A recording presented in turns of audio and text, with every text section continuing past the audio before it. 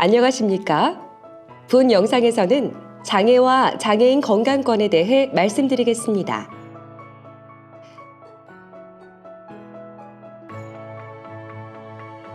장애는 다양하게 정의되고 있는데 1980년 WHO에서 발표한 장애 분류는 손상, 장애, 사회적 분리가 순차적으로 일어난다는 가정을 세워 장애를 설명하였습니다. 즉, 다리가 마비 손상되어 걸을 수 없는 장애가 생기고 이로 인해 취직이 어려운 사회적 분리가 발생하는 것으로 장애는 의학적 손상의 직접적인 결과로 발생하는 것을 의미하며 손상된 능력이 장애를 구성한다고 정의하였습니다. 2001년 WHO가 발표한 기능, 장애, 건강에 관한 국제분류 ICF에서는 건강구성 요소라는 개념을 도입하여 각 요소의 상호작용에 의해 건강 상태를 설명함으로써 장애에 대한 새로운 패러다임을 제시하였습니다. 신체 기능 및 구조 수준, 한 사람의 개체 영역, 사회적 영역에서의 기능 소실을 각각 정의하였으며 결국 한 사람의 기능 정도 및 장애는 그 사람의 건강 상태 및 여러 가지 요인들의 동적인 상호작용에 의한 결과로 표현하였습니다. 과거 개념에 비해 ICF는 신체 구조 및 기능 이상, 활동 제한, 참여 제약이 장애의 요소이며 이러한 문제는 개인뿐 아니라 사회적 환경에 의해 발생하는 것으로 장애를 개인적인 문제가 아닌 사회적 사건으로 보고 사회적 환경 개선 등의 노력이 강조되고 있습니다. 즉, 장애에 대한 관점의 변화가 있음을 알 수 있습니다. 2006년 UN 장애인 권리 협약에서 장애는 손상을 가진 개인과 그 개인을 둘러싼 태도적, 환경적 장벽들 사이의 사회작용의 결과라고 강조하고 있습니다. 시대가 변화하면서 장애에 대한 인식도 점차 바뀌고 있습니다. 장애를 개인의 잘못이나 불운에 의해 일어난 비극적 사건이 아니라 사회 환경 요인의 복합작용으로 일어난 사회적 문제로 인식하게 된 것입니다. 과거에는 장애를 극복 대상으로 설정하고 장애를 뛰어넘어 정상 생활을 영위하는 것을 기대했다면 근래에는 장애를 개인의 정체성을 구성하는 여러 특징 중 하나로 받아들이고 장애인이든 비장애인이든 각자의 정체성을 가진 동등한 구성원으로 사회에 참여하고 기여할 수 있기를 지향하는 것입니다. 현재 장애인복지법에서는 장애인 유형 분류를 다음과 같이 하고 있습니다. 신체적 장애와 정신적 장애로 나누고 신체적 장애는 외부 기능 장애와 내부 기능 장애로 분류됩니다. 정신적 장애는 정신장애, 지적 장애, 자폐성 장애로 나뉩니다. WHO에 의하면 건강이란 단순히 질병이 없거나 허약하지 않다는 것만이 아니라 신체적, 정신적, 사회적으로 완전한 안녕 상태를 의미하며 인종, 종교, 정치적 신념, 경제적, 사회적 조건에 따른 차별 없이 최상의 건강 수준을 유지하는 것으로 인간이 누려야 할 기본권이라 규정하고 있습니다. 건강권은 최상의 건강 상태에 도달하고 그것을 유지하기 위한 실체적 권리이며 이에 보장을 위한 적절한 보건 및 사회제도 등 국가의 책임이 요구되는 절차적 권리입니다. 장애인은 비장애인에 비해 기대 수명이 낮고 만성 질병이 많아 자신의 건강에 대한 잠재적인 두려움을 갖고 있습니다. 2020년 장애인 실태조사에서 가장 필요한 욕구로 첫째가 소득 보장, 두 번째가 의료 보장이라는 점에서 장애인의 건강권은 매우 중요한 문제입니다. 2006년 유엔에서 CRPD, 장애인 권리 협약이 채택되었고 2007년 우리나라도 서명하였습니다. 장애인 권리 협약에 의하면 장애인 건강권은 장애를 이유로 차별받지 않고 최고 수준의 건강을 향유할 권리로 정의하고 있습니다. 우리나라에서 건강권은 보건의료 기본법과 장애인 차별금지 및 권리구제 등에 관한 법률에 언급되어 있습니다. 일명 장차법에서 장애인의 건강권에 대해 규정되어 있습니다. 장애인 건강권 및 의료 접근성 보장에 관한 법률, 약칭 장애인 건강권법은 장애인의 건강권 보장을 위한 지원, 장애인 보건관리 체계 확립 및 의료 접근성 보장에 관한 사항 등을 종합적, 체계적으로 규정함으로써 장애인의 건강 증진에 이바지 하는 것을 목적으로 2015년 12월 29일 제정되었고 2017년 12월 30일부터 시행되어 현재에 이르고 있습니다. 장애인 건강권법에서 건강권은 질병 예방, 치료 및 재활, 영양 개선, 재활운동, 보건교육 및 건강생활의 실천 등에 관한 제반 여건의 조성을 통해 최선의 건강 상태를 유지할 권리를 말하며 보건과 의료 서비스를 제공받을 권리를 포함하는 것으로 정의하였습니다. 장애인 건강권법은 장애인이 장애를 이유로 건강관리 및 보건의료에서 차별 대우를 받지 않아야 하고 이와 관련한 서비스 접근에서 비장애인과 동등한 접근성으로 최적의 건강관리와 보호받을 권리를 가져야 함을 명시하고 있습니다.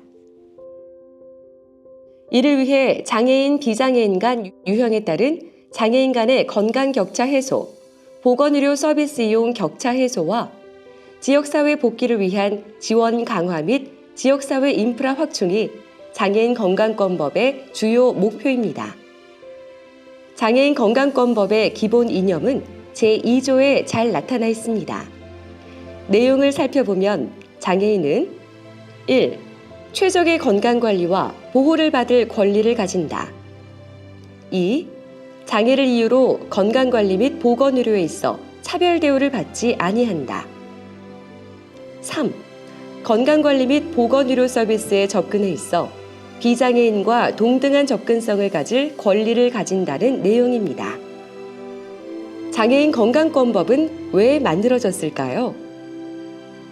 장애 인구는 증가하였고 장애인의 건강에 대한 관심과 보건의료 서비스에 대한 욕구도 증가하였으나 장애인 권리 보장을 위한 사회, 제도적 시스템과 장애인 권리에 대한 인식 부족과 장애인 건강권에 관한 구체적 규정 및 법률이 없기에 이를 보완하기 위하여 장애인 건강권법이 만들어졌습니다.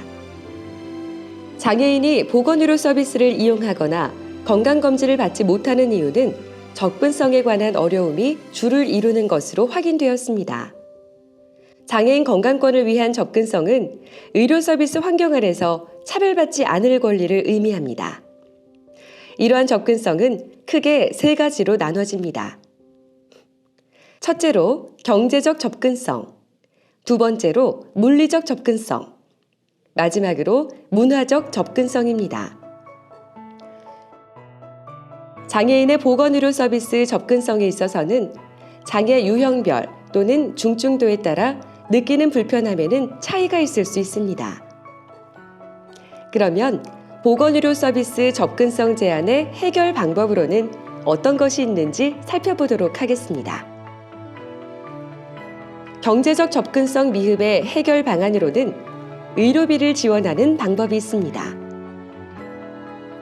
물리적 접근성의 제한은 다양합니다.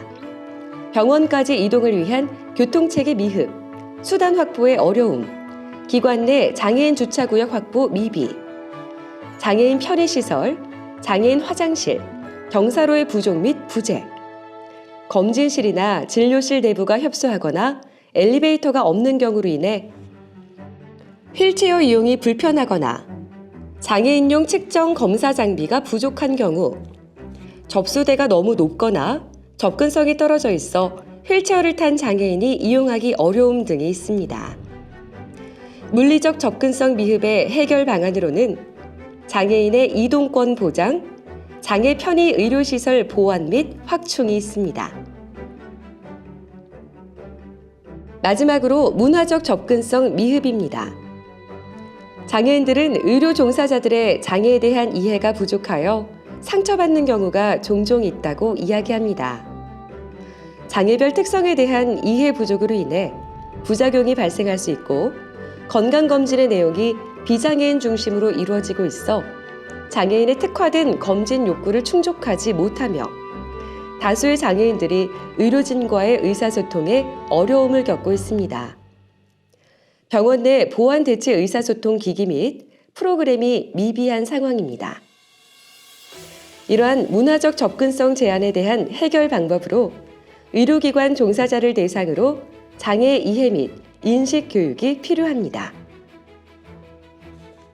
장애인 건강권법의 주요 내용은 장애인의 건강권과 의료 접근성 향상을 위해 장애인 건강보건관리 종합계획의 수립, 장애인 건강보건관리 전달 체계의 구축, 장애인 건강관리 서비스 제공으로 요약할 수 있습니다.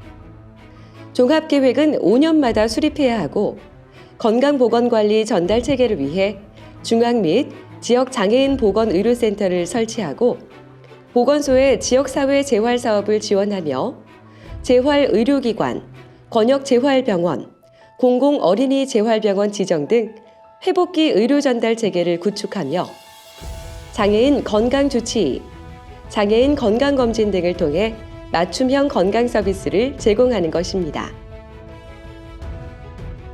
장애인 건강보건관리 전달 체계는 그림처럼 중앙장애인 보건의료센터를 국립재활원에 설치하고 지역장애인 보건의료센터 및 보건소를 통해 지역사회 중심 재활사업을 수행하며 권역별 재활병원 및 재활의료기관, 장애인 주치의, 장애친화 검진기관, 장애친화 산부인과를 통한 원활한 서비스를 장애인에게 제공하도록 구성되어 있습니다. 지역장애인 보건의료센터는 지역사회 보건의료, 복지서비스의 의사결정 주체들 간의 연계 조정으로 장애인이 자신이 속한 지역사회 속에서 자원을 활용하여 건강한 삶을 스스로 영위하고 주체적인 삶을 살아갈 수 있도록 지원하기 위해 지정 운영되고 있습니다. 지역장애인 보건의료센터는 장애인 건강권법에 그 근거를 두고 있습니다. 우리나라는 장애인복지법 제10조 2에 근거하여 98년부터 5년마다 장애인 정책 종합계획을 수립하고 있습니다.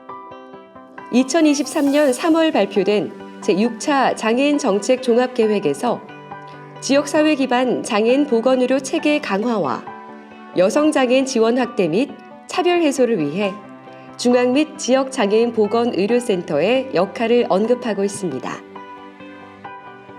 지역 장애인 보건의료센터는 여러 가지 사업을 수행하고 있습니다. 첫 번째는 장애인 건강보건관리 사업 수행입니다.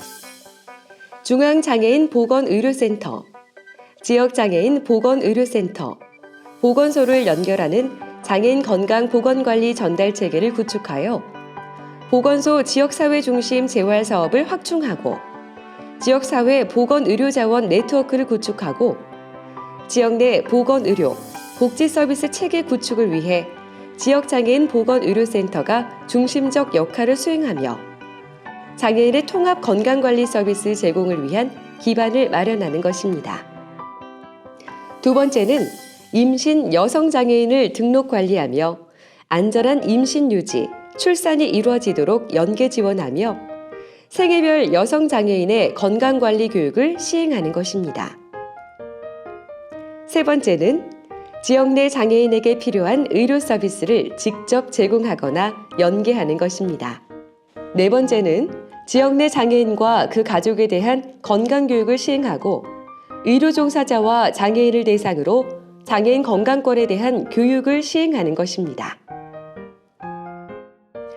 이번 교육을 통해서 의료 종사자들이 장애와 장애인 건강권에 대한 이해를 높여 의료 접근성 중 문화적 제한 요소 해결에 도움이 되길 바랍니다.